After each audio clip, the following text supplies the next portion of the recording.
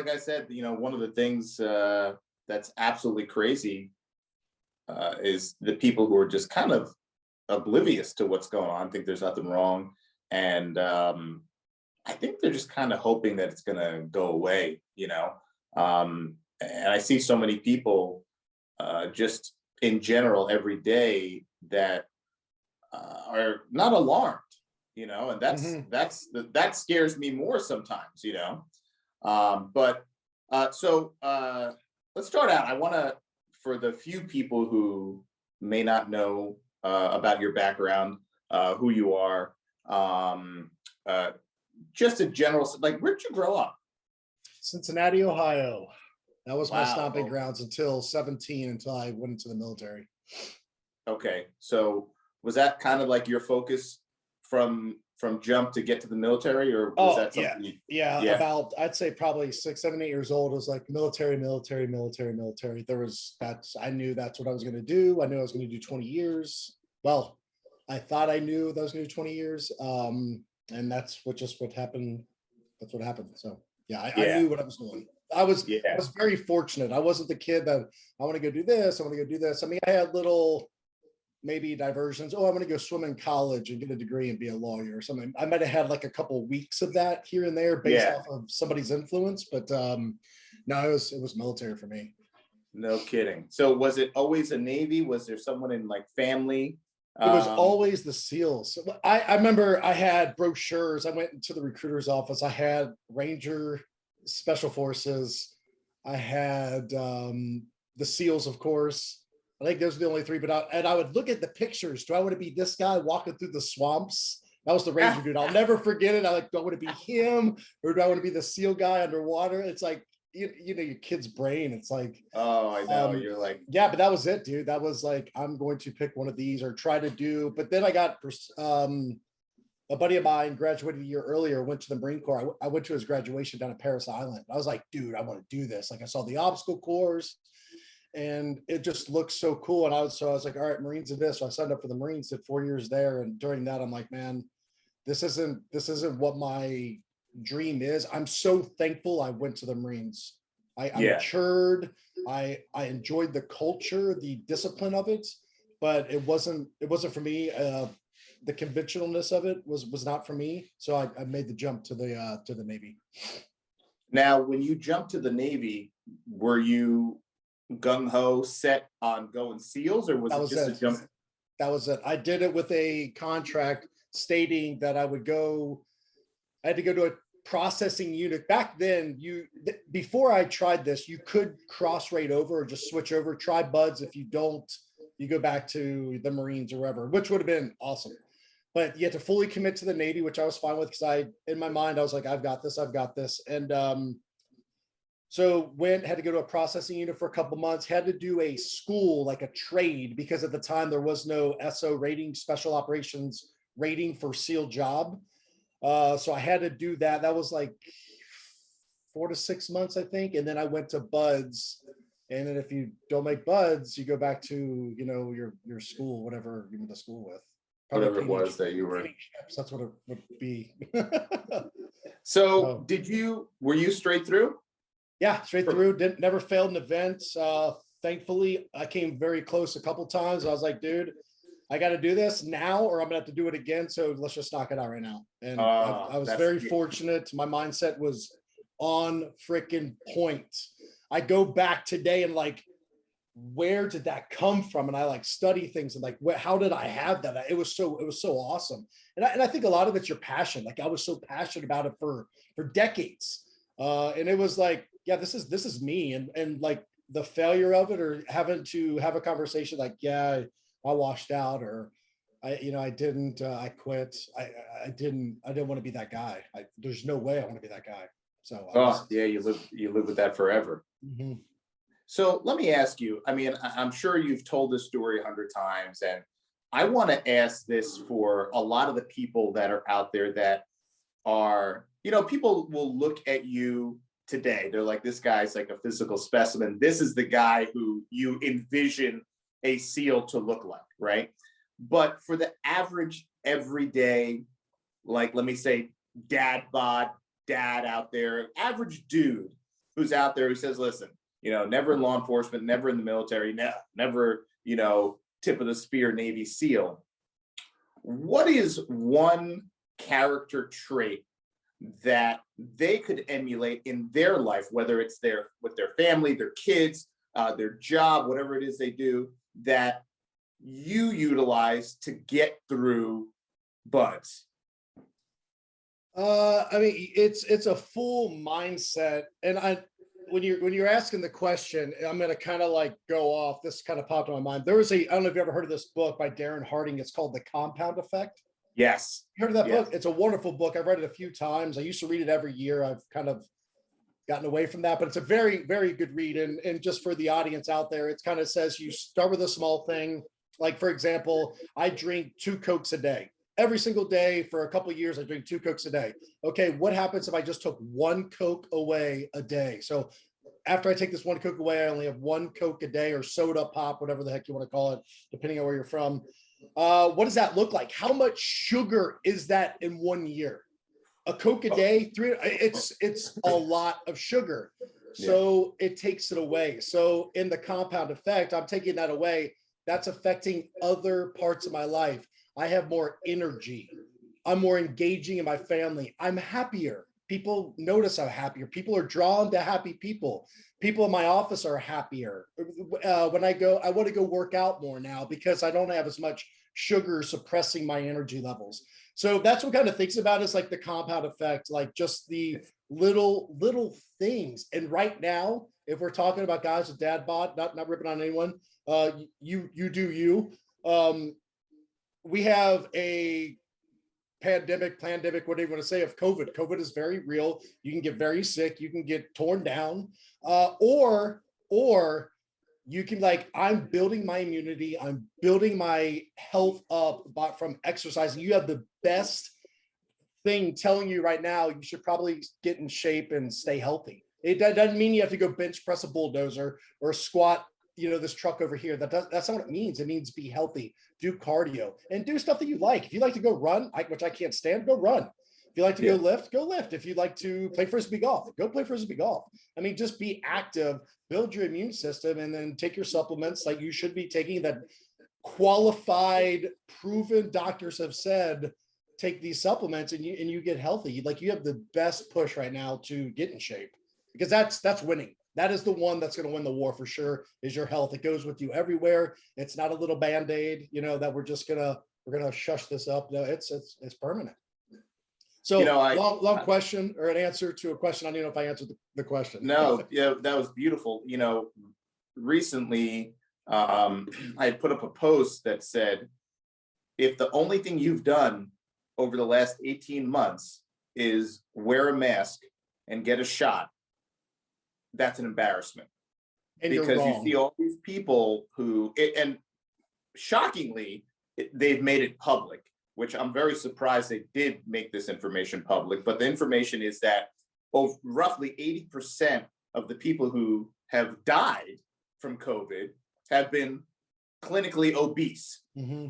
Okay, so I'm surprised they even let that information out, but that's out there.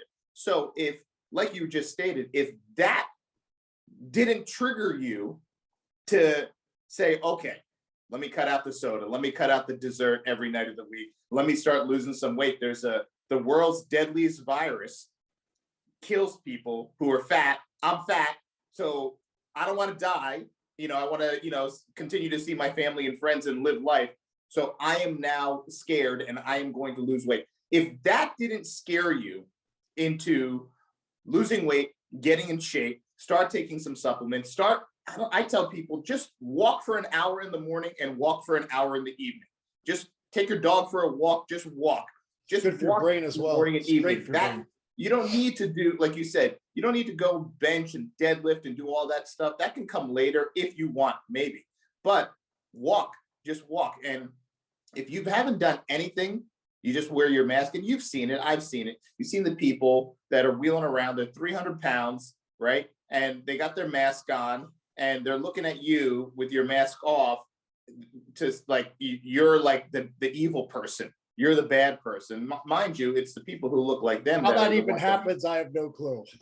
Yeah, yeah. I mean, it's like it's absolutely. And I speak to ICU doctors, and they're still saying the people that are in the unit that are dying and are very sick are almost across the board obese, and these are people that have a slew of health issues. So I don't know how anyone who doesn't get sick and is like kind of just on the outside, like, okay, I'm still healthy, let me lose weight so I don't become one of these people in the hospital.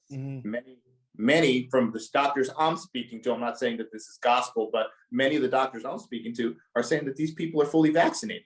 Right. And they're still there. They're still in the hospital dying because they're 250, 300, 325 pounds. So that it's not the cure all, you know. So, but to your point, it's not hard to start. So that's a good thing for the regular people out there.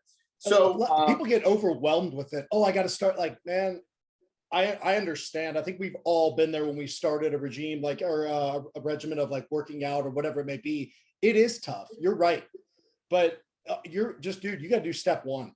The hardest part when you first start out in this world, in this lifestyle, is getting to the gym, is getting to the track, is getting to wherever you go. And so many people think, well, I have to do this. I have to do this because they do this. No. You do what you like. If you do what you like, you're going to excel. You're going to get amped up. You're going to be drawn to it, and it's going to make you so much better. Like, you don't have to do what other people do unless that's like your thing. Like if your thing is racquetball, then go play racquetball. That's a great exercise. It's fun. It's competitive. You make some great friends and like things to talk about. And then you can hit other people with little blue balls. It's cool. Yeah. I mean, to me, I think that the overwhelming thing is the thing that gets most people. They just can't in their mind say this. They just think it's going to be this monumental task.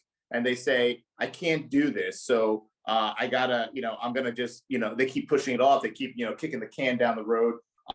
Listen, I experienced it with the things that I do. And to me, it was most recently was Jiu Jitsu. I have friends that started years ago that are black belts now. And I wrestled a little bit growing up. And I just kind of always just kept kicking it down the road.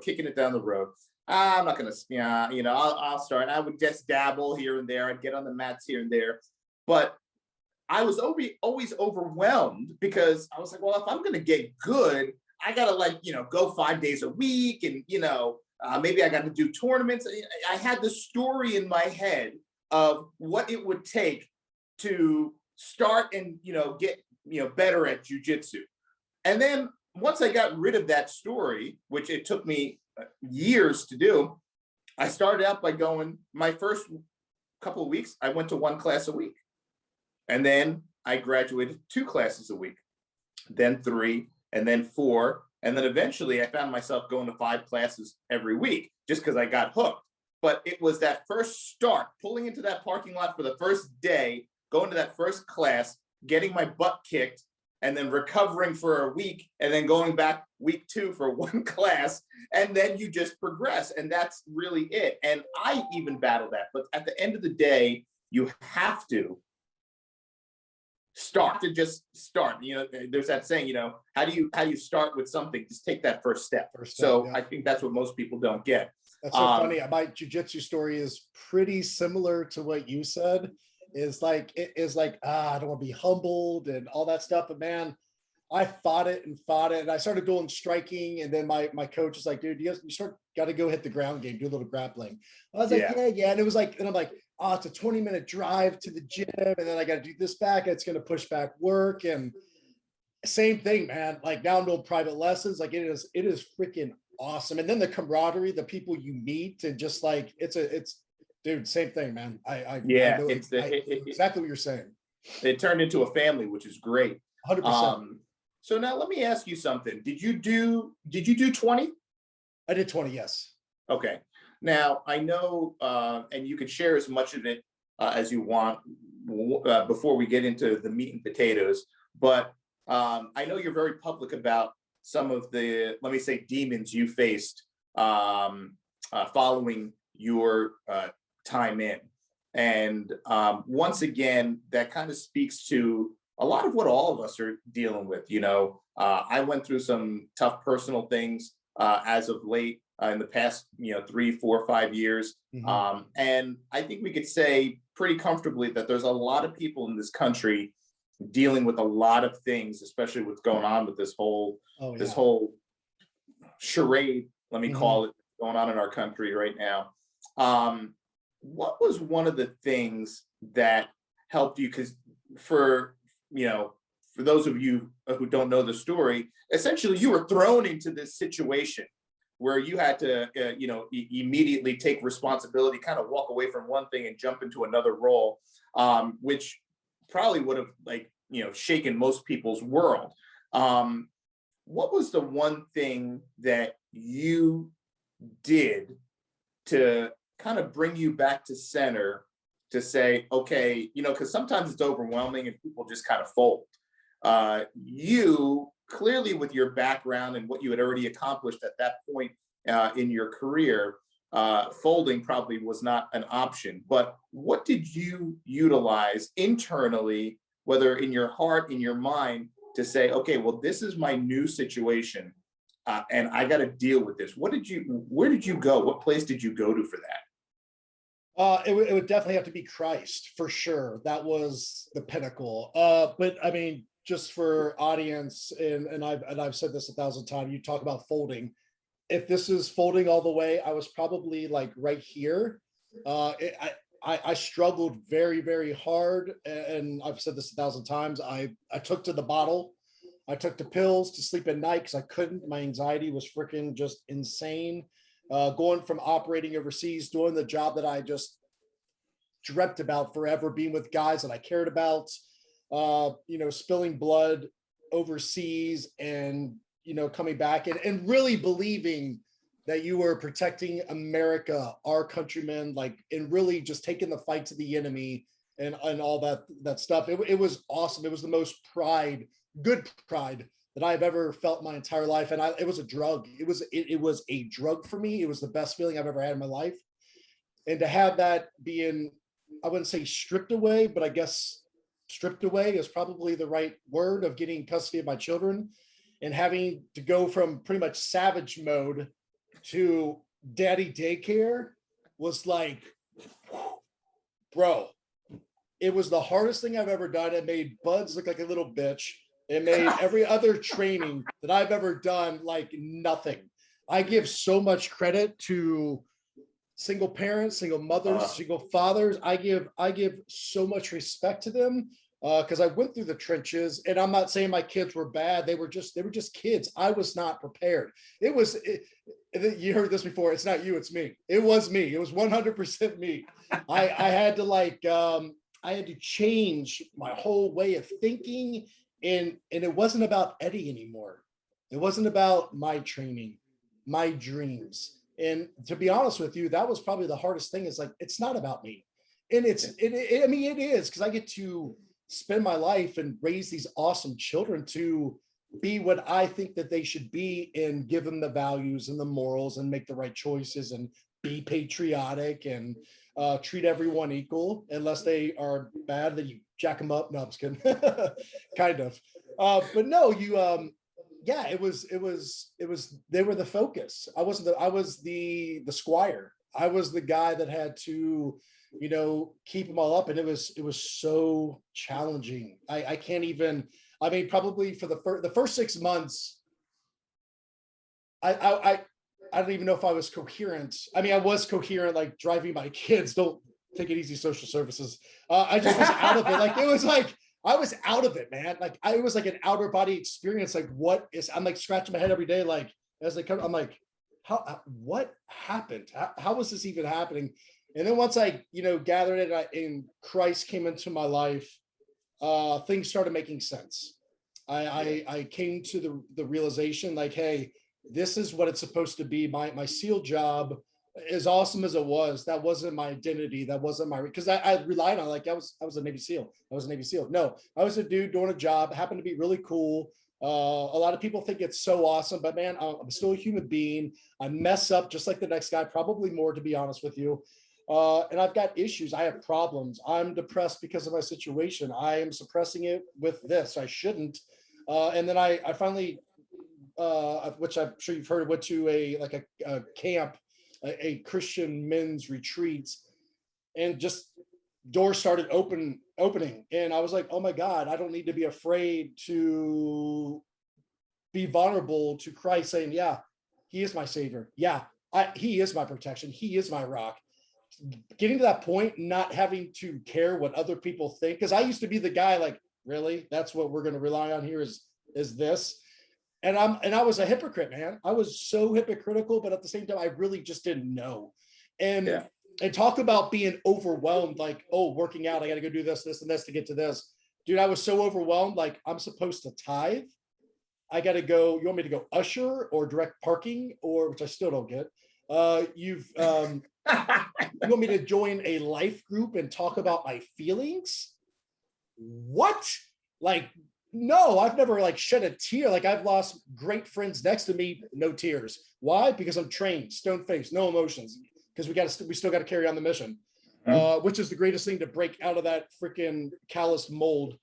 Yeah, that wasn't it. I had to take one step, and that's what I did. And then I did another step, and it's been awesome. It's still been a struggle. I'm not gonna sit here and say, oh, it's perfect now. Everything's perfect, because then I would be the biggest hypocrite.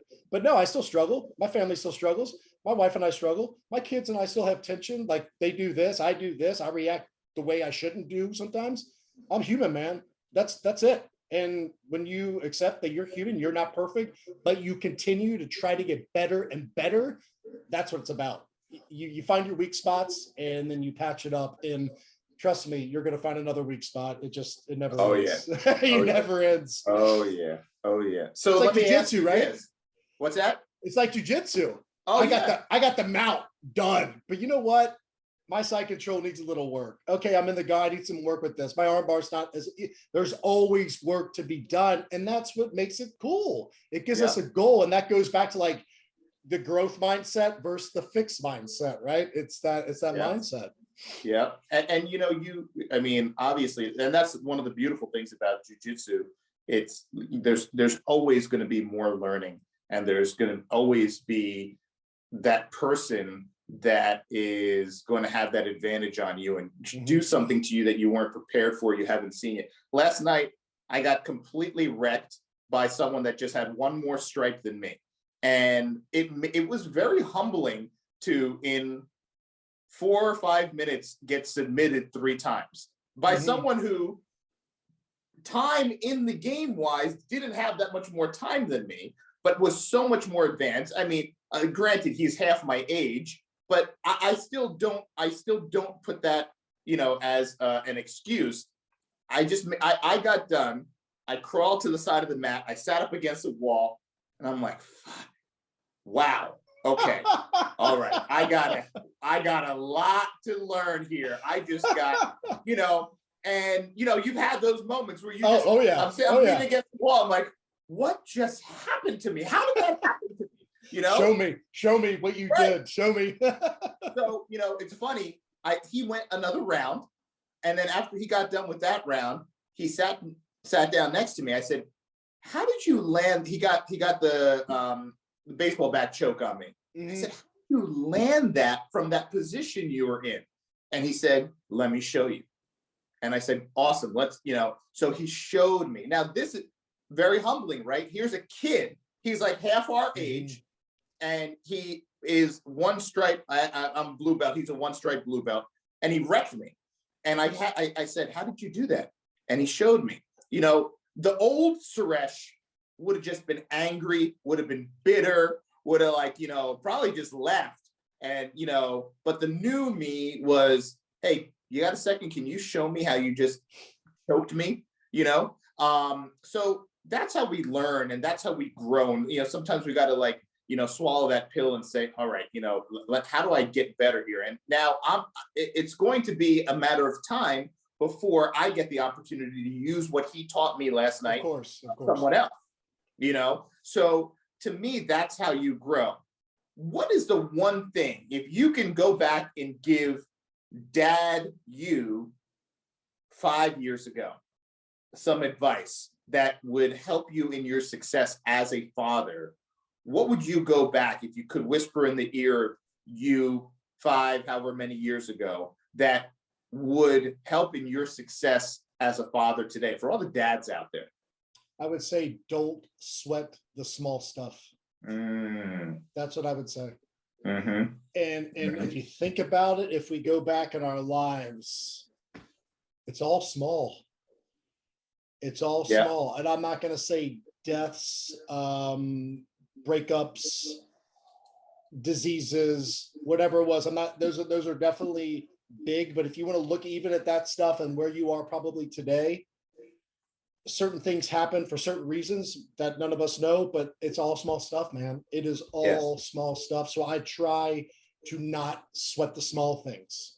I don't always succeed at this, but I try. Don't sweat it. Don't sweat it. Don't sweat it. Don't sweat it, because it's not a big deal. In 5 minutes, it's not going to be a big deal. Well, this is huge. This is huge. Okay, it's going to be a big deal in freaking 3 months. Chances are probably not. You're probably going to forget about it, and you're going to have something else very small that you'll be sweating. So don't sweat the small stuff. That would be mine. That's what I would tell myself. Yeah, it's really an eye-opening thing, and that's incredible. You just said that, because a lot of us, the stress that we bring on ourselves is from sweating the small stuff. So stupid. Stupid.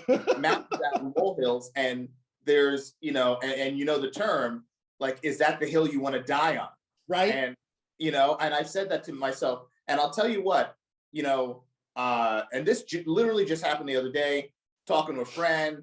He has teenage daughter, going back and forth, teenage daughter. So he's dealing with some stuff, right?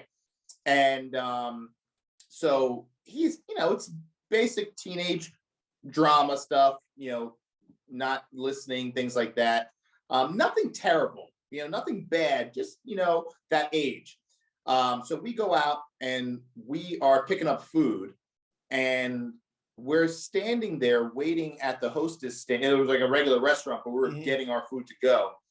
And there was a family sitting at the high top table near the bar, and they had a teenage daughter that clearly was in a wheelchair, heavily disabled there.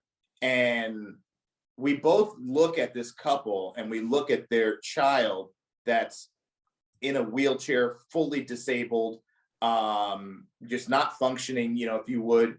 And we looked at each other in that moment. We both said it. We said, listen, the problems that we were just talking about as we were driving here with your kid to get lunch, you look at that family right there, and they would give anything for the problems that you have right now with your kid, if their kid could be a normal, healthy, functioning child. Right. So that was a very eye-opening moment. Literally just happened a couple of days ago. And we walked out of that restaurant. He's like, oh my God, man. He's like, I can't believe. He's like, I don't even know what I would do. When you have a child like that, your whole world is upside down. 100%, 100%. And that's it. You're as a parent, you're generally 100% committed. But when you have a child that's disabled, severely disabled, you're 1000%. That is like life altering. And, he just took a step back and he said, man, I said, bro, the problems you have with your daughter right now are silly compared. That's problems, And so it was an eye-opening thing for us, but it's all about putting things in the perspective of, like you said, okay, is this going to matter a few days from now? Is this going to matter? I mean, I talk about it with young people I speak to who are in high school, and they feel like what's going on in high school matters. And when you're in high school, you swear it matters. That's it. That's it. That's the Does she like me or not? Yeah. You don't realize until way later that, man, high school was like, nothing mattered. Like, zero mattered. Yeah. Went from everything matters and everything's a big deal to nothing matters. Yep. But in switching to the perspective and how you see the world, I wanted to talk to you about what's going on right now. There's a lot of things happening in our society that it feels like people are wearing two sets of glasses. Mm-hmm. There are the people who are walking around, I think, with the glasses that are correcting their vision and letting them see fully what is happening. And I think there's the people walking around that need a new prescription. They need another trip to the eye doctor to get that prescription fixed, because what they're seeing is not what is processing in their mind. And I literally saw someone post on a Facebook post the other day that, thank you, President Biden, for creating such an incredible economy. Hand to God, that was their comment. And, you know, of course, that guy got ripped, right? He got ripped. And when you ask, a couple of people did, they're like, can you tell us what about the current economy is so great? They don't respond. But there are people out there that are just viewing what's happening with a completely different set of eyes. How do you think that's possible? Like, sometimes I am completely dumbfounded by people seeing something happening in our society, and they're kind of like, oh, there's nothing wrong with that. What are you talking about? Like right now, and I'll just give you this example and you can go off of this. We are in a crime crisis where crime is skyrocketing in cities across the country. And this is not my opinion. As you know, it's factual. These are all Democratic-run cities. Crime is skyrocketing. You have a pandemic where the ICUs are full, the hospitals are full, people are setting up tents and everything. It's so bad, allegedly, right? But we're firing police officers and we're firing nurses. So I look at that and I say, if it's that bad and the situation, I mean, we're trying to defund the police, now we're firing police. Meanwhile, murder rates are skyrocketing. And you have cities like Philadelphia, they're saying, we're no longer stopping cars for minor motor vehicle infractions, which completely blows my mind because clearly they never heard about the broken windows theory. And you have New York City where they're no longer going to address people with IV drug needles with drug residue in them. The cops were told to stand down. So you have these things slowly happening, and you say to yourself, how, like I look at it and I say, this is insane. But then there's a whole nother section of people who are like, this is completely fine. How do you reason in your mind how that's happening? Like, do you look at sometimes these people and say, is something off? Are you okay? Like, how do you feel when you and I know, you know, you can interact with people on social media. I saw your recent thing where you're no longer allowed to post links, which, I mean, to me, I don't even want to get into, you know, Facebook and Instagram and how horrible it is. I mean, it's just no longer a free platform. There's no free speech on there at all. It's completely fixed. And anyone who continues to, you know, even try to entertain these platforms, whatever. But you look at these people and they see nothing wrong with what's happening. How do you think that is? First, I will have to say things that make you go, because that's what I've been doing a lot lately. And I think a lot of people are. I think there's a lot of reasons. And I also think that I don't know the reason. I think that obviously, as we know, people are brought up a certain way. We're taught a certain way. We were born inner city, outer city in the country. Does that change opinions on things? Absolutely. Was I brought up in church? Was I not brought up in church? Was I raised by homosexual parents? Was I not raised by homosexual? There's all these factors, as you know, that matter, that make us and form us into who we are. So obviously, it's impossible to address why he's doing this, why he's doing this, why he's doing this. I will say a huge, and I know you'll agree with me on this, is, and this is my thought process. For the longest time, I trusted our government. I thought that when I was in the military, they're putting this out. I mean, it's honestly, it started changing a little bit with Obama, and I'll tell you why. I actually have a reason. It's not because I don't like Democrats. That's not true. I have Democratic friends that vote Democrat, and they're scratching their head like, what the hell's happened? Because the party has clearly changed.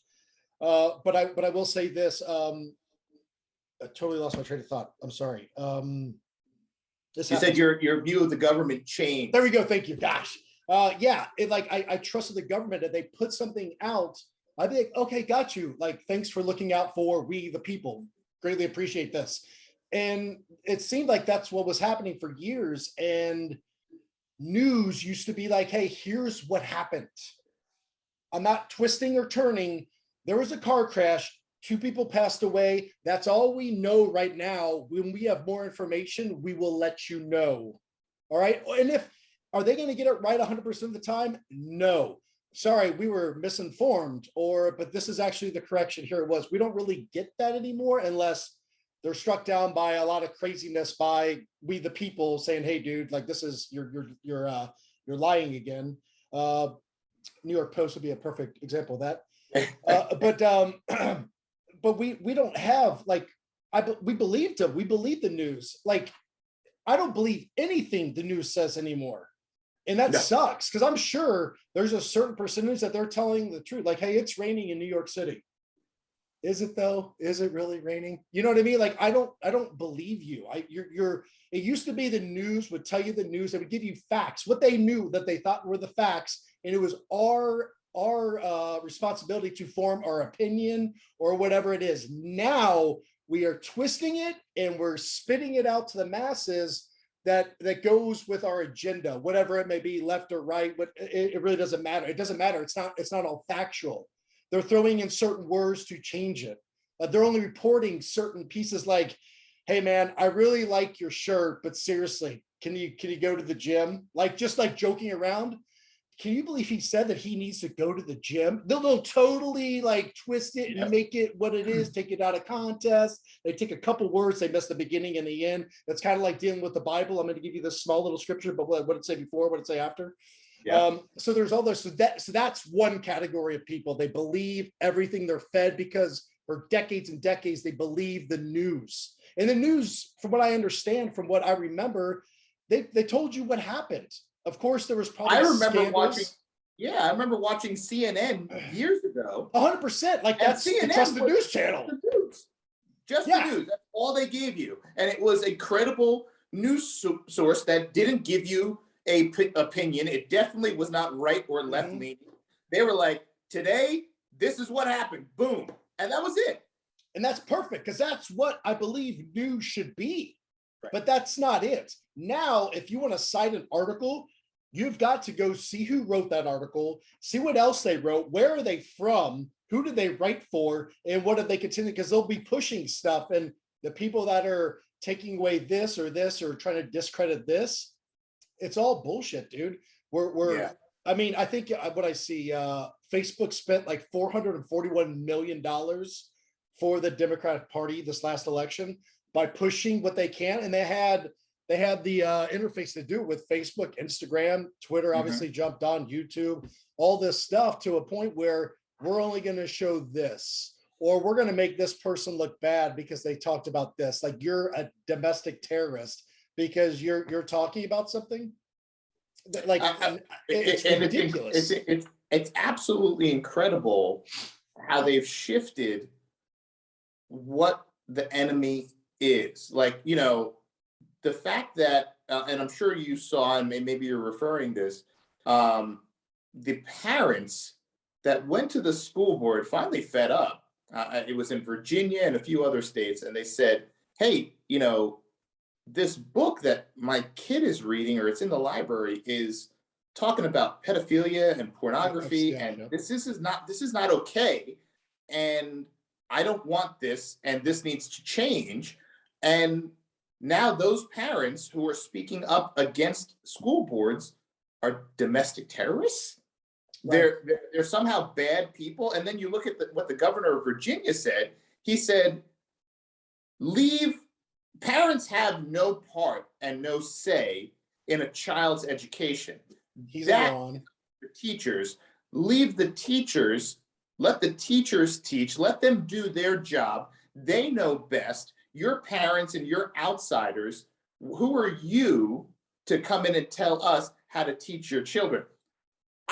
I heard him say that out loud. It's not like like he said that like in a secret conversation. Right. He said it out loud at a debate. And I was like, is this guy crazy? That's called poor leadership right there. That's exactly what that is. / agenda. And agenda. So now I say this. What's funny is that in that situation, they will say that. However, when it comes to policing, everyone gets to share their opinion. Exactly. Isn't that great how that works? Don't let the cops. Isn't that great how that works? Wait, listen. The cops are the cops. They've been trained. They know how to do the job. Let the cops do their job. And you people over here that have never been a cop and are not cops, you guys just shush. No, they just are letting the masses tell the police how to police and influence the police. And there's rallies and there's chants and people are going to city council meetings. Defund the police. Okay, defund the police. Abolish the police. Okay, abolish the police. Okay, whatever the mob says, they're doing when it comes to police. Now you switch over to education and they're like, hey, calm down. You don't know what you're talking about. We got this. Hold your horses. Wait a second. Well, with the cops, you said, so it makes no sense. Once again, it's happening and no one's saying anything. It's hypocrisy after hypocrisy. The last 2 years, hypocrisy after the last 2 years is everything they say. That's it. That's why the people that are crazy Trump supporters are like, no, like, because we knew that bad things were coming. And I give you exhibit United States of America right now, today. And it's not done. We're not done. We haven't even hit a year yet. No. And it's terrifying to think we have 3 more years of what's happening, right? I mean, my personal opinion, listen, I'm an American and I love this country. I have never in my life said not my president. So I'm not one to say that, okay? When the prior president was in, there were a lot of people who were saying not my president. And I said, hey, as long as you're holding a US passport and you are an American citizen, he is your president. You can say, I don't like my president, but for you to say not my president, well, you're just being an arrogant, arrested adolescent, okay? Right. So now we have what some people are calling the worst president in recent history. And I'm not going to now say not my president. I pray for our president. I don't personally feel, and I feel you might agree with me. I truly feel he's not well. He's maybe suffering some health issues, and I pray for him. I still pray for him. I don't agree with what's happening and how he's managing our country right now, but I still pray for him, and I hope he maintains good health, and I hope he makes better decisions, because right now he's not calling the shots. He's not calling the shots. He's not. We all know he can't be. He's not calling the shots. He's not. We know there's people behind the scenes. I mean, he's had some public slip-ups where he said, I'm not allowed to do that, or what am I supposed to do now? He's had a lot of slip-ups. He's right. He's not there. Like his mental capability's not there. Yeah, it's sad that and we talk about how he got elected in the first place and things like that. Me as an American, I don't feel, and I want to get your input on this. Do you think we could ever have a trusted election ever again after what happened this past year?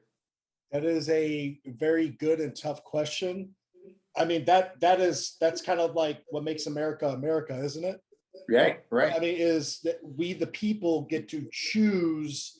So this kind of makes me think, okay, what about the past elections? Like, was that bogus too? Like, you just got your hand caught in the cookie jar? Like, we're finally there?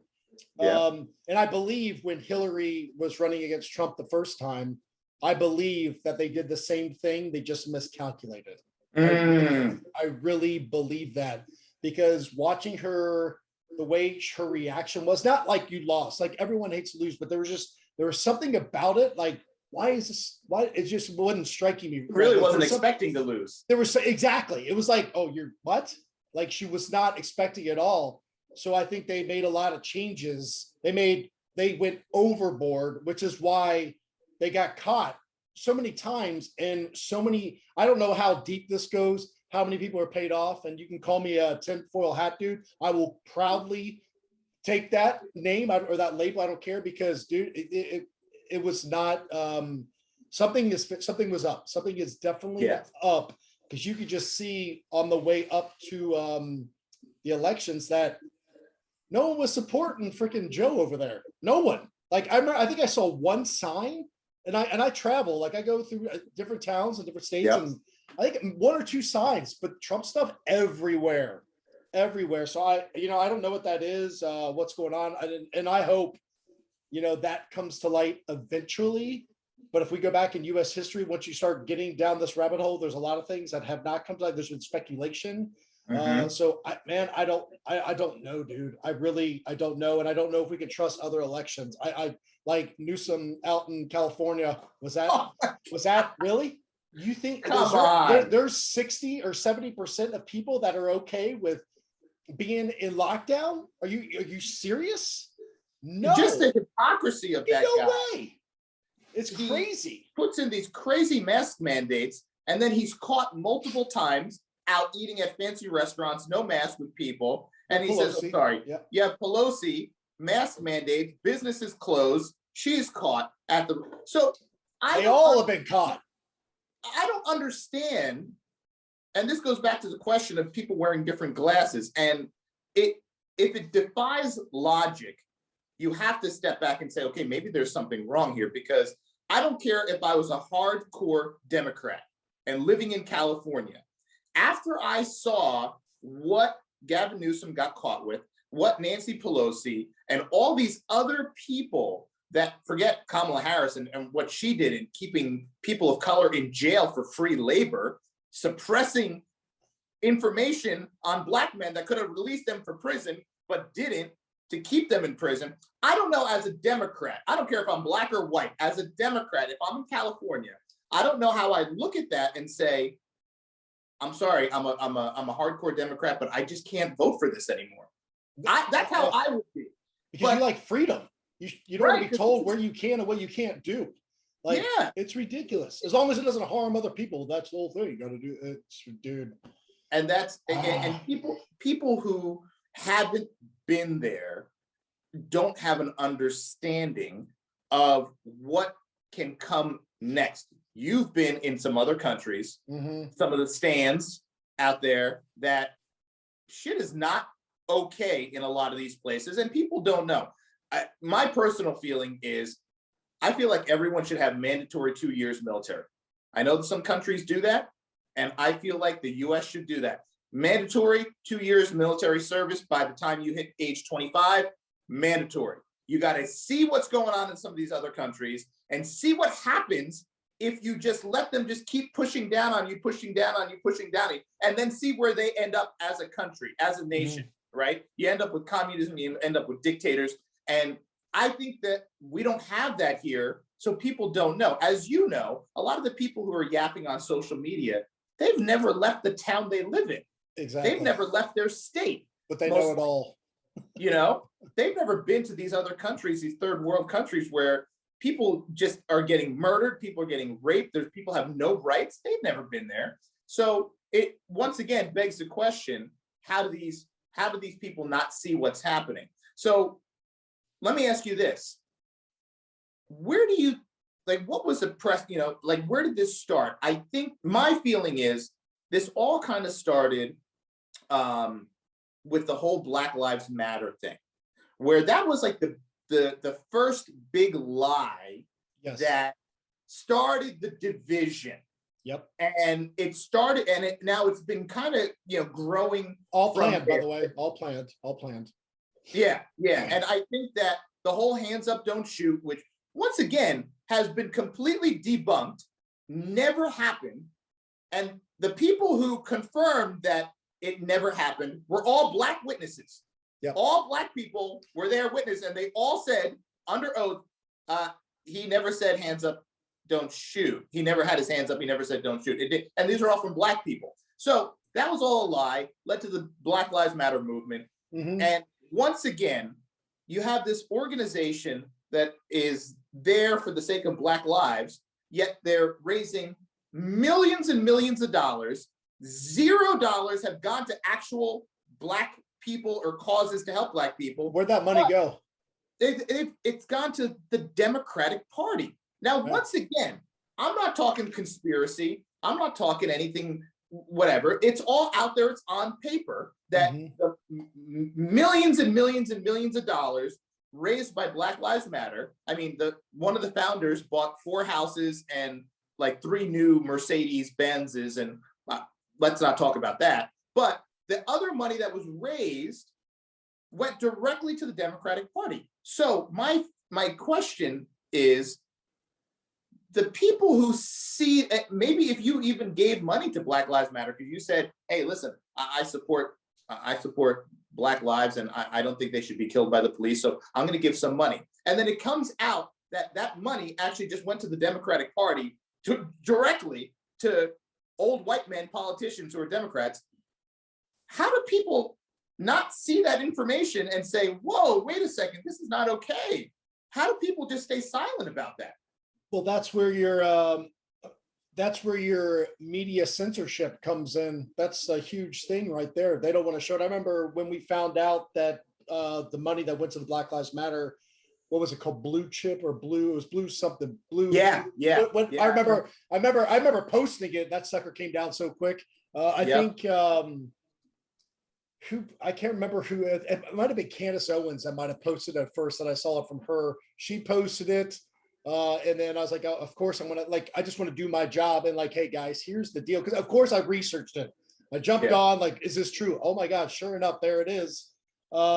But okay, here's a perfect example of like, we're like, why are people thinking the way they do? In almost every big company, or when you go shopping, it's marketing, right? Yeah. They have a marketing department. They have spent so much money, somehow all sending back to good old George Soros, is they're spending this freaking money to suppress certain people, conservatives, and put this up and make this, we'll go back to the Black Lives Matter. How is it okay to tear down statue after statue after statue, and we're really going to kind of step back from this and let it happen? But we're going to throw a fit on January 3rd and call the people that did the Capitol thing, which I always tell people, hey, do not go there. Something's going to happen. Do not go there. Something's going to happen. Like, this is a perfect time for them to pull, because they're freaking snakes. They're freaking snakes. They prove it time and time again. Like, I understand, but dude, you got to be weary about that stuff. But they market it. They do a good job. They freaking shut people down like you. They shut people down like me, just like you can't use the link anymore.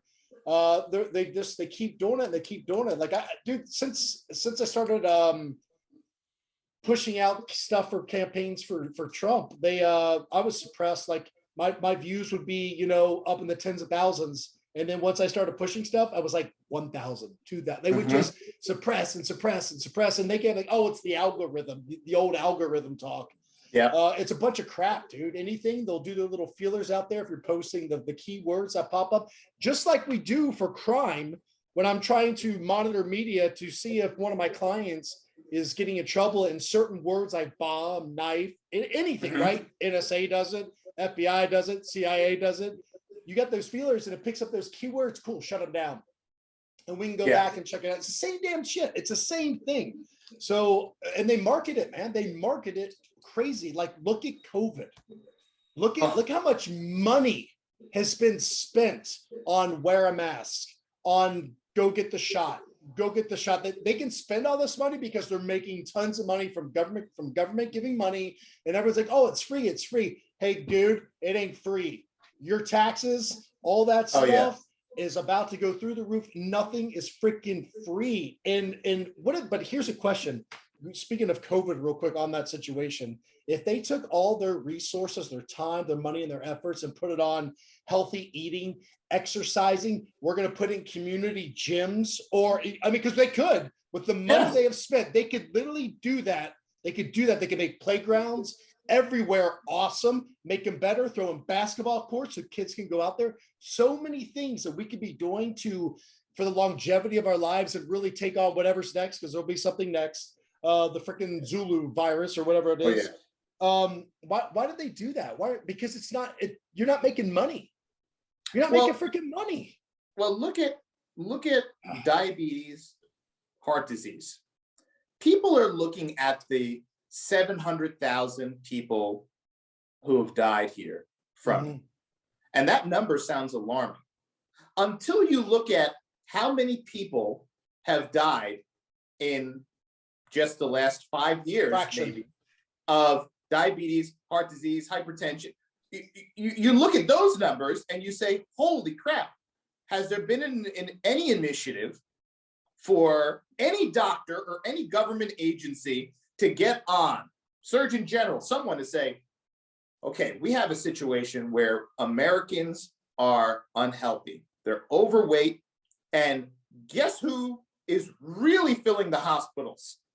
People who are overweight and unhealthy. So we're going to now create an initiative, the Healthy Living, Healthy America, whatever, something to nutrition guideline, diet guideline, exercise guidelines. And let's make, I remember as a kid, there was, and you probably remember this, you remember the President's Physical Fitness Award, like in school, right? Yes, yep. Right? You like had to do this like cheesy test. I don't know, it was maybe in like middle school or high school, and it was like the stupidest thing. You had to do like five push-ups or something. The stretching. But anyway, you got a letter from the president saying, with the like medallion on it, saying, "Hey, you passed the President's Physical Fitness test."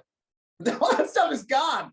Anything related to fitness or health is gone. Since COVID started, I have not seen a single morning show, news outlet, talk show, anything where a doctor came on and spoke about, here's how you can protect yourself. Here's how you can prevent yourself from getting sick. Take this, vitamin D in the sun, vitamin C, different things that you can take at night. Nothing. I haven't seen a single one. And on top of that, and I don't know if you have, I have not seen a single ad, promo, anything for, listen, if you get sick or you feel like you're coming down with something, do this, and this right away, immediately. Take this, do this, what? Nothing. The only thing we've seen thus far is go to not even just like go get the shot and wear a mask. That's it. And, wash your hands, use hand sanitizer. But there's been nothing preventative, and preventative medicine, you would think, would be the most important thing to help quell these ICUs that are overrun allegedly, although we're firing nurses and doctors. And they put the things out there. And once again, why aren't people asking, hey, how do I not get sick in the first place? Because that's the best way to stay healthy. How do I not get sick in the first place? Or, hey, if I kind of feel like I'm coming down with something, like Joe Rogan got blasted, right? And I'm glad, I don't know if you saw his interview with Sanjay Gupta, but I mean, I'm so glad he said what he said, because they're just throwing stuff out there that is completely a lie, telling people, oh, you're taking a horse medication. That's been around since the 70s, ivermectin. Humans have been taking that, billions of people around the world. Hey, guess what? There's a reason why India, where my mother's from, India went from here on COVID down to here. There's a reason. Why? They went around handing that stuff out to everyone in these villages. They said, here, take this. Here, take this. Ironically, you don't hear about India in the news anymore. It was, oh, Delta only variant. When they all died. Only when there was those millions that died. That's the only time you heard about them.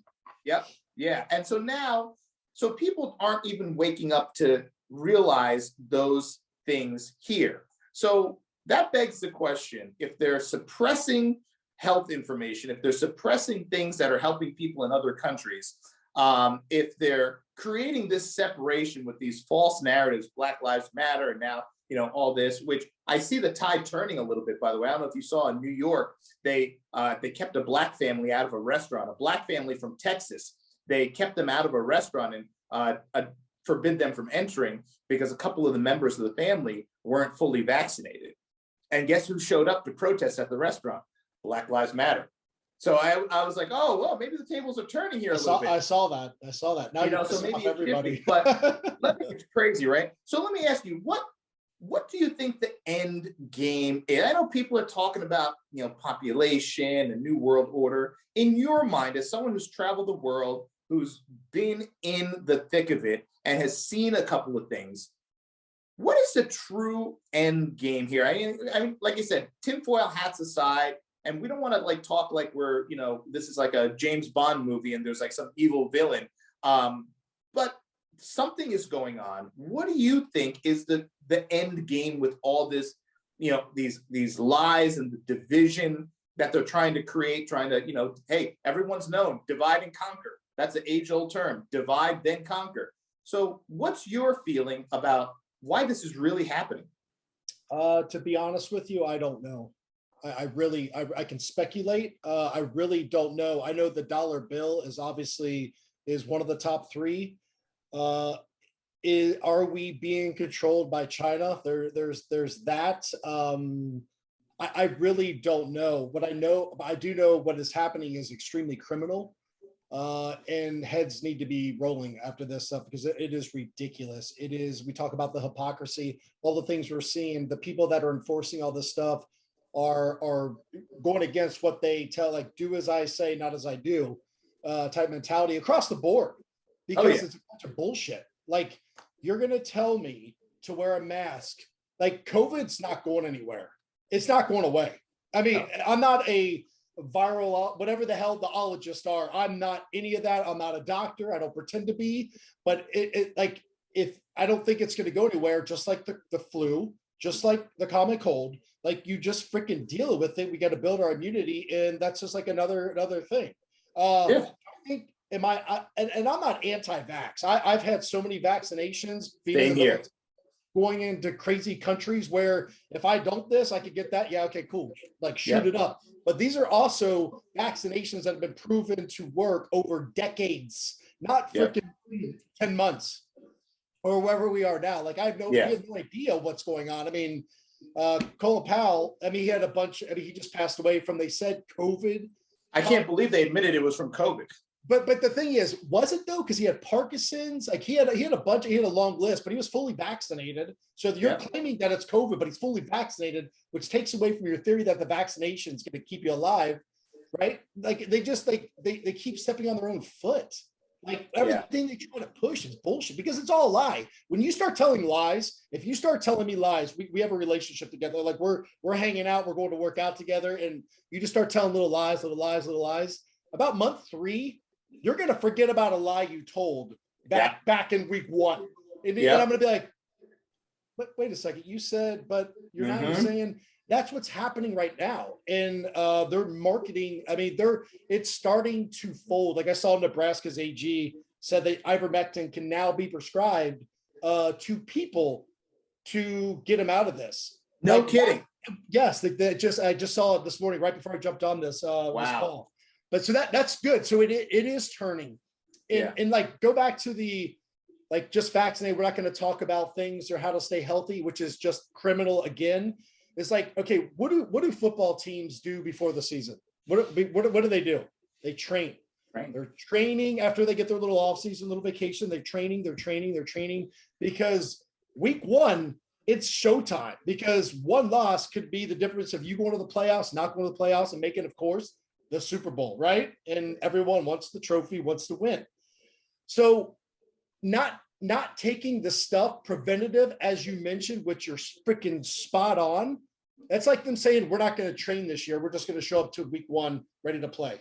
Yeah. That is what we are doing. We are a football team showing up to week 1, and we haven't been practicing. We haven't run the plays together. We just got a couple new offensive linemen, new running back. He doesn't know the plays, but we got this. Yeah. And that's what it is. It's the same thing. And I'll say this, for the people who don't know, Eddie, and most people know Navy SEALs, and Navy SEALs obviously elite, but then there's Special Warfare Development Group that most commonly is known as SEAL Team 6, which is the elite of the elite. And when you put into perspective for the people, if you would, what would be the ratio of training versus mission? Time in training versus time in mission. 99% training, 1% mission. Right. You know, Obviously that changed a little bit with the wars going on, but yeah, it's before, I mean, it was like, yeah, you train for maybe one op. I mean, then obviously with the wars, you got like op every night for, you know, for your whole deployment, because we had Iraq, Afghanistan, and some other places going on. But yeah, it's 99-1 usually. Because that's the way it was. That's how it is, you know, and that's how people should treat their bodies, treat 100%. For life, because you should always be training and preparing for the what if this happens, you'll be prepared. You train your body, you train your mind. So COVID happens, this virus, and you're okay. You're ready for it. You can take it. But you know, we have, and you know, to see, like you said, people lying, and no account, Fauci caught dead, red-handed lying. That dude needs to be gone. It's gone. Non-stop lies. So how do people, I know we're being, you know, heavily censored and things like that, but before we go, how do people find you? And do you want to give a little bit of a background on whether it's the Unafraid movement that you have, or your business, to let people know about that? If you can just give people a quick rundown of, tell us about Unafraid. Sure. Okay. Yeah. So my big platform right now is Instagram, and I say for now because I'm just waiting for the day to be shut down. So once I realized this, I started my own website, eddiepenney.com, and it was more of a motivation. But we have like motivation, like, hey, here's good books, here's workouts. I post all my workouts on there for people to work out, because I was always getting to hit up, hey, what do you do for your workouts? What's your training schedule? So I post all my stuff up there, and I started to post it on Instagram. Hey, I did this today. I did Muay Thai. I did Jiu Jitsu. I did shoulders. But I put the full workout, everything, weights, sets, you name it, on the Den, which the Den is on the website, eddiepenney.com. And what that is, it is a paid membership, but we have a way to talk about hot topics. So the stuff that we can't talk about, that's going to get censored, we can talk freely there, talk about dieting, workouts, accountability, faith, motivation, like books that you've read or words or quotes or whatever it may be, parenting, because obviously I'm very passionate about parenting because I got thrown into the blender and got turned up pretty good. So I like, there's other people out there that are going through the same stuff, and I want to hopefully share my wisdom with them, and then also receive theirs, because I don't have a monopoly on all the answers by any means. So we have that, and then relationship stuff, because that was always a challenge for me. Certain things like good books, certain things like this works, like just cool articles, cool videos, they all get thrown up there, and it's just like a community helping each other out to be better us. So that's what the Den is. That is like where I'm focusing most of my energy right now. Okay. But then we also have Contingent Group, which is a risk mitigation service or security that pretty much customized security or does whatever we need to keep individuals, families, and organizations safe. So more on the corporate side, but we also do it for individuals and families. And then especially with all the Black Lives Matter and all the protests and Antifa was going on, a lot of people are like, I need to beef up my home defense, which so there was some good that came out of that, because you don't know, we live in this place called America, which is beautiful, and we don't think that stuff's going to happen. Yeah, man, our land, our soil is really no different than over there when you've got corrupt politicians and corrupt people and a lot of money to make certain things happen, which we can totally see happening here right now. And if it doesn't stop, we're going to go to a very bad place, and we don't want to go like some of those places overseas. You just don't want to do it. You don't want to do it. You're going to be shaking your head. How did we get here? And I said this, I was talking with someone else, like they came out with the mask mandates. I hate talking about COVID, but it's like, it's right in front of everyone's face, and everyone can use this to go off of, like, wear a mask, wear a mask, wear a mask, wear a mask. It'll protect you, it'll protect you, it'll protect you, it'll protect you. Even though there's tons of science and examples of how it's not going to stop this thing. Okay, wear 2 masks. Now wear 3 masks. Okay, just freaking put a plastic bag over your head and stay in your basement. All right, you'll be good. like it's ridiculous, but people are buying that. And if we would have stood up, kind of like we're starting to stand up for the vaccine mandates, if we would have stood up back then, we would not be dealing with this vaccine mandate, in my personal belief. If we would have said, no, we're not going to do that. Like, if you want to wear it, absolutely, it is your choice, go for it. But I don't need you to tell me what to do, or make me wear, or mandate me to whatever the heck that is, to make me do this. Like, we would not have this issue with vaccine. If we don't stop this vaccine, there will be something else. And it might start with GUNS. I don't know, but it could be. It could be something else, but it's just going to go down the line, because if you like it or not, there is good in this world, and there's a lot of freaking evil. And we are seeing a lot of evil in this country right now, and it's making sides clash. And that's not what we're supposed to be. We're supposed to be one nation under God. I don't care what you look like, what your background is. You're a human. I'm a human. Let's do this life together and make it peaceful. That's what it's supposed to be. That's what we're trying to be. That is the goal that I've been taught, that I've been fighting for 20 years, was that right there. I don't care what you look like, man.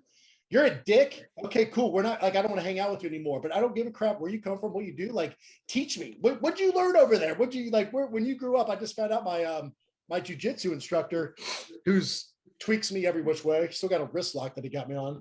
I just found out he was from Inglewood. I was like, bro, like, what was that like? How crazy was that? And he's like, yeah, he's telling some stories. I'm like, dude, I'm like, I'm an Ohio boy. So it's like, that's awesome to like get other people's perspective from different places. But man, we're not against each other. They're making us to be against each other, which is where Black Lives Matters kind of came into play, because they really don't matter anymore, do they? No. It doesn't seem like they matter. They will in 4 years.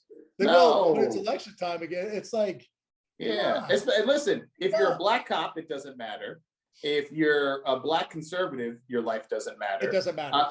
It doesn't matter unless, and mind you, how many black people have been shot and killed by black police officers? They never showed up. Yeah. They never showed up. I put a story up of a black female officer who shot an unarmed black man in Texas. I put the story up. I remember you did that. People were like, wait, hold on. When did this happen? I said, funny, you didn't see this on the news. And funny you should ask. there was no Black Lives Matter protest. And funny, this city is not burning to the ground with rioting and looting. Why? It was an unarmed black man who was shot by the police. Except it was a black female officer that shot him. Had that person look like you, the city would have burned to the ground. So this goes to show you that the news didn't even report that shooting. The news didn't even show up. I talked to the cops there. They said the news van didn't even show up. Of course they didn't. Because first question is probably like, what are the colors of the victim and the cop? That is probably the first question. And this came straight from a reporter that was leaked out. As soon as they found out the officer's name, and they deemed the officer to be African-American, they guessed, based on her name, they guessed, and they said, we're not showing up. We're not showing up. It's out there. It's out there right now. You can look it up. So that right there, once again, what glasses are you wearing? If you hear that, you either say one of two things. That's fucked up. I can't believe that this is what's going on. I cannot believe this. Or you could say, oh, there's nothing wrong with that at all. There's nothing to see here. I don't know what the problem is. It is clearly the agenda to divide. And like I said prior, when we were talking previously, what they hate more than anything right now is a guy like you and a guy like me talking like-minded on the same side. That is terrifying to them. It is terrifying to them. It's crazy that like, they don't want that. They don't want it. It's insane. They don't want that. They don't want that. And anytime a person of color does not align with they love people of color, and they love diversity, and they love freedom and everything. But the second a person of color, look at what happened to Candace Owens. Look what happened to Dave Chappelle. Look what happened to that rapper girl who made a comment about Nicki. Is it Nicki Minaj? Yeah, I think so. Yeah. man, they turn on you so quickly. So quick. So quickly. And but people, I don't know if people know this, that the people that are pushing this, they are paying. It started with Ferguson. I remember there used to be the hashtag show me the money. Show me the money is like, I'm doing this, you will be paying me. Like they got paid to go out and riot. I don't know if anyone knows that. Like there's a book out there called Black Lives Matter. I don't know if you ever heard. It's a really good book. It's very informative. And it talks about the Ferguson, the shooting, hands up, don't shoot. Like it talks about all that, breaks it all down about Al Sharpton, about how there's all this agenda about, and it's backed up. It's not like, screw you. It's not about that. Because I do believe that people are like, hey man, let's give to Black Lives Matter to help with these communities, which I'm all for. Like, that's great. That's awesome. Yeah. Oh yeah. Unfortunately, that's not what's happening. And that's a problem. That's criminal. Because if it happened to a GoFundMe where, we're raising it for our sick child, but then I go buy a new car, what happens to that person? They go to jail. Right. Yeah, you so what's the difference? Yeah. Besides the amount is like, this is a couple thousand, this is millions. So hundreds of millions. Hundreds of millions. Crazy, bro. It's insane. Yeah. It's sickening. So listen, to close, give me your 30-second tidbit to Americans who are watching this and saying, obviously you have your background as a, high-level Navy SEAL, but you also have your background as a father, as a husband, and as just an American.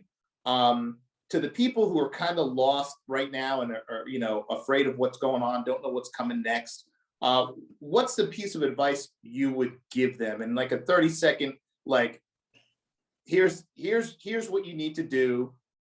What would you say? Man, do I have 30 minutes? No, I would have to say, and this is something I've learned with all that's happened over the last couple of years, is it really, and I'm kind of wearing the shirt from 30 Seconds Out, it's up to us. It's up to you, to your family. At the end of the day, it's your family, which means you need to be making them assets. You should be getting involved. What are you learning in school? Does it line up with your values and America's values? Does it do that? Because you might be surprised. Yeah. And you need to be teaching, you need to be involved. What are you doing with the kids out at the park or down the street? Like, get involved with those kids, because those kids are going to be filling our spots, and we have got to be making sure that we're establishing those values. You got to make sure that you're ready to go. Your house, like, are your doors locked? Is the lighting good? Do you have the protection you need? I'm not going to go tell you to buy a gun. You should buy a gun. I'm not going to tell you what to do, but at the end of the day, bad guys are coming.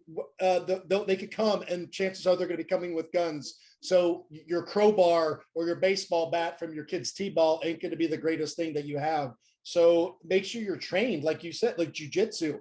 Get involved with something. If you're having a hard time getting a push to stay in shape, to get that immune system, be accountable at a jiu-jitsu gym, a boxing gym, a Muay Thai gym, Taekwondo, whatever it is that gets you moving and get that discipline is going to totally help you. And we're going to compound it and make everything better. But yeah, it's on you. Like, I would be getting stuff that you could take care of yourself, that you wouldn't maybe need to go to a hospital, like bandages, stuff like that. Mm-hmm. Like, you should be having this. This isn't Eddie's crazy, he's losing his mind, the world's going to go. No, it's what you should be doing, period. Basic. It's what you should be freaking doing. It's basic stuff that you should have to take care of it, because what happens if the hospital turns people away? Oh, that will never happen. Okay, it's been happening over the last... It's happening right now. It's happening right now, exactly. So it can, and it does happen, and it will happen again. So this is a great wake-up call for you to do the right thing. And I'm not saying you were doing the wrong thing. You just might not know what the right thing is, but I've changed my way. I have a go bag that I carry everywhere with me now. My house has bags of rice and stuff like that, and some other shuffleable items, just in case things get weird, like the grocery store runs out of stuff, as we've seen. So just like, that's what I would say, is like, be prepared for the unknown. Don't put that on Facebook, because they might think you're being too prepared. Right. Yeah. What does that mean? I don't know what that means. Okay. I'm too prepared. Cool. Until something happens. Are you afraid someone you know is getting too prepared? Yeah, I don't either. I don't even know if that's possible. The guys that have that bought out the old nuclear silo out in like the out in Nevada, those guys got it right. So like seriously, I used to be like, okay, nut job. Now I'm like, okay, I see your thought process now. Yeah. But yeah, you gotta be involved in your kids. You gotta be involved with your family, because at the end of the day, with all goes, when you're on lockdown, your family's all you got, your friends, build that community. And dude, be American, be freaking American, and don't be told what to do. If it feels wrong, chances are it's wrong. You got a conscience for a reason. That was God given for you for a reason. That's right. Amen. Amen. Eddie, thank you so much for your time, brother. It's been incredible. Thank you for sharing your knowledge and your wisdom here for hopefully, great men around this country. We need people to be more of assets. I know you probably walk around like me looking at some of these, fathers and dads and husbands out there, and you're like, this dude isn't ready for, if it happens, this guy is not going to be ready to protect his kids, protect his family, protect his home. And if watching this can help some of these people who are just kind of lost and don't have a direction right now, maybe they're a little afraid. I think even if we could just affect one person, I think that's a win. So 100%. thank you for your time. Thank you for your service to this great nation. You as well. I know that we're going to get out of it. Oh, thank you. I appreciate it. Thank you so much. Listen, I know we're going to be in touch and we're going to stay in communication. So let's continue to do that. And man, have a great day, man. Make it great. You too, buddy. Thank you very much. All right. Take care. All right. Bye.